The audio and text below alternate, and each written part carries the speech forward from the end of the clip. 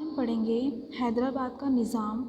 इसके लास्ट हम लोगों ने मुग़ल साम्राज्य और राजपूत साम्राज्य के बारे में पढ़ा था। तो आज हैदराबाद का निज़ामुल मुल्क, जिसे हैदराबाद के निज़ाम के नाम से जाना जाता है, हैदराबाद राज्य का एक सम्राट था जो अब तेलंगाना, कर्नाटक और महाराष्ट्र के मारवाड़ा क्षेत्र में विभाजित है। हैदराबाद जो कि अब तेलंगाना, कर्नाटक, महाराष्ट्र के जो मारवाड़ा क्षेत्र हैं उसमें डिवाइडेड है। वहाँ का एक सम्राट था जिसका नाम निज़ाम था, जिसको निज़ामुल मुल्क भी कहते थे। निज़ामुल मुल्क से छोटा निज़ाम, जिसका अर्थ है दायरे का प्रशासक, हैदराबाद राज्य के राजाओं का शीर्षक, भारत का प्रमुख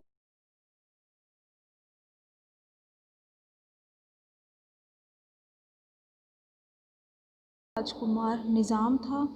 1724 से आसफ जाह वंश से संबंधित, यानी कि आसफ जाह के वंश से, जो कि 1724 से चला आ रहा था, उनसे संबंधित था।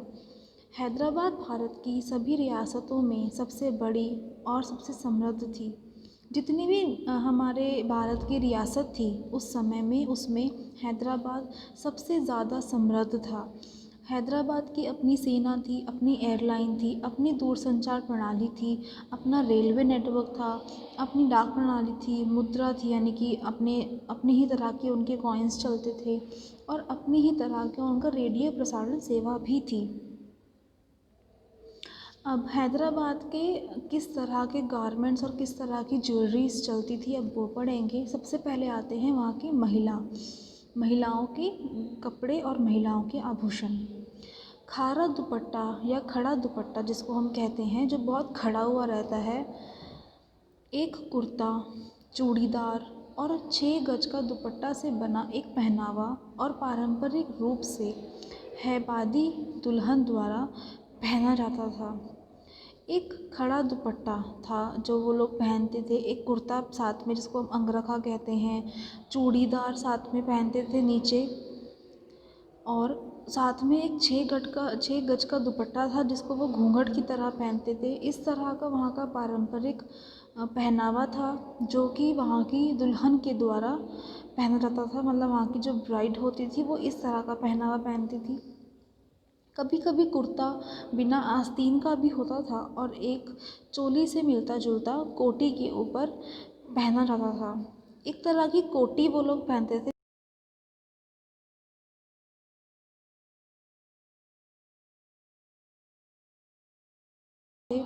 दुल्हन अपने सिर के ऊपर एक मैचिंग घूंघट भी पहनती थी। मतलब जो कपड़े उसने पहने हुए हैं उसी सेम कलर का, उसी सेम डिज़ाइन का एक घूंघट अपने सिर पर पहनती थी। अब आभूषण, वे निम्नानुसार आभूषण पहनते थे।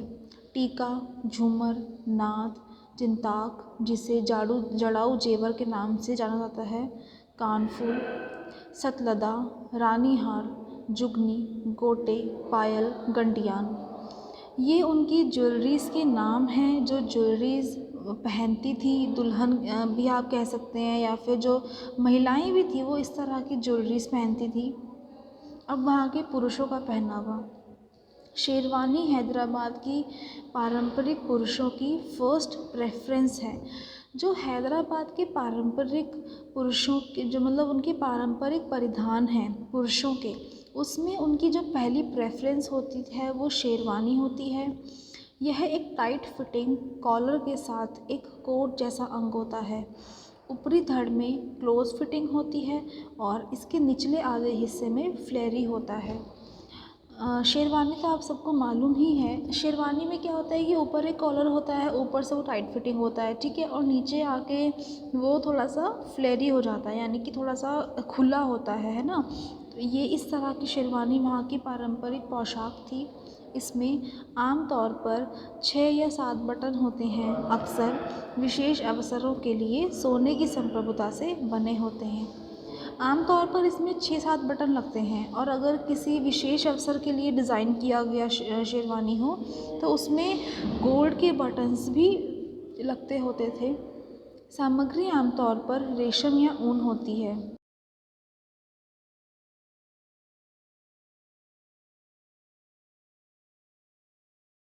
गुड कलर टेस्ट को समझते हैं रिच और टेक्सचर्ड कपड़ों के साथ।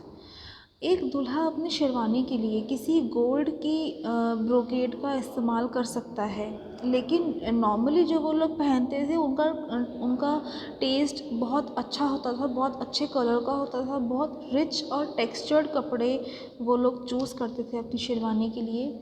शेरवानी को आमतौर पर एक रेशम या सूती कुर्ता और पजामा पहना जाता है। शेरवानी को जो नॉर्मली पहनते हैं वो या तो सिल्क का होता है या फिर कॉटन का कुर्ता कह सकते हैं आप लोग। शेरवानी का संबंध हैदराबाद से है, हालांकि यह शेष भारत और पाकिस्तान में फैल गया है। शेरवानी का जो संबंध है वो जनरली हैदराबाद से है, लेकिन अब इसका इतना ज़्यादा ट्रेंड इंडिया में फैल चुका है कि ये मतलब इंडिया और पाकिस्तान के काफ़ी क्षेत्रों में इसको बहुत पसंद करते हैं। प्रधानमंत्री जवाहरलाल नेहरू ने इसके डिज़ाइन को अनुकूलित किया और इसे अपने ट्रेडमार्क यानी कि नेहरू जैकेट के रूप में बदल दिया। एक आप लोगों ने बहुत सुना होगा नेहरू जैकेट, है ना।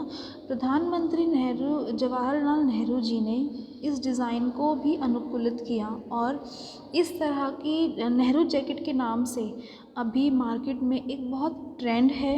लोग जैकेट्स पहनते हैं जिसको नेहरू जैकेट वो लोग कहते हैं। तो इस तरह का ट्रेडमार्क जवाहरलाल नेहरू जी ने अनुकूलित किया। ये हैदराबाद के निज़ाम के कपड़े हैं जिस तरह के वो लोग पहनते थे। इसमें 3 तरह की अलग अलग शेरवानियाँ हैं जो उन लोगों ने जो उस समय के मेल्स ने पहनी हुई है। और जो पहली पिक्चर है उसमें आपकी दुल्हन है।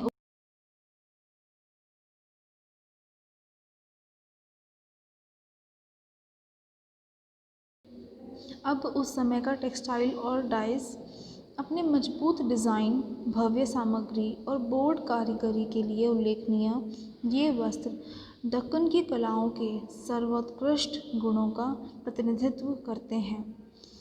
उनका डिज़ाइन, उनकी सामग्री, उनकी बोर्ड कारीगरी, ये सब जो चीज़ें हैं ये दक्कन की कलाओं का प्रतिनिधित्व करते हैं। वहाँ के जो सर्वोत्कृष्ट गुण थे उसका प्रतिनिधित्व करते हैं। भारत की काशिकादारी ने कीमती धातुओं के लेयरिंग द्वारा साधारण कपड़ों को शक्तिशाली सजावट यानी कि एक बहुत स्ट्रॉन्ग डेकोरेशन जैसे वस्तुओं में बदल दिया। जो हमारे इंडिया की काशिकादारी यानी कि जो एम्ब्रॉयडरी है, एम्ब्रॉयडरी के साथ में कीमती धातु उसमें ऐड कर दिए, जिस जिस उस कॉम्बिनेशन ने किसी एक नॉर्मल गारमेंट को भी एक बहुत ही स्ट्रॉन्ग डेकोरेशन करके उसके स्ट्रॉन्ग गारमेंट में बदल दिया। परंपरागत रूप से लगभग सभी प्रकार की धातु की कढ़ाई एक लकड़ी के फ्रेम कारबोज पर काम की जाती है। सोना और चांदी का धागा, कलाबट्टू, सीक्विन, सितारा, कुंडलित तार, सलमा, दापका, गिजाई, बैडला, गोखरू और गुंबददार सीक्विन, कटोरी के साथ चांदी, गिल्ड और रंगीन पत्ती यानी कि कलर्ड फॉयल के जोड़े डिज़ाइनों को उजागर करने के लिए और समृद्ध, आयामी और चिंतनशील सतहों को बनाने के लिए लगाए गए थे। ये जो हमने जितने भी नाम पढ़े, सोने चांदी का धागा, कलाबट्टू, सीक्वेंस और आपके कलर्ड फॉयल,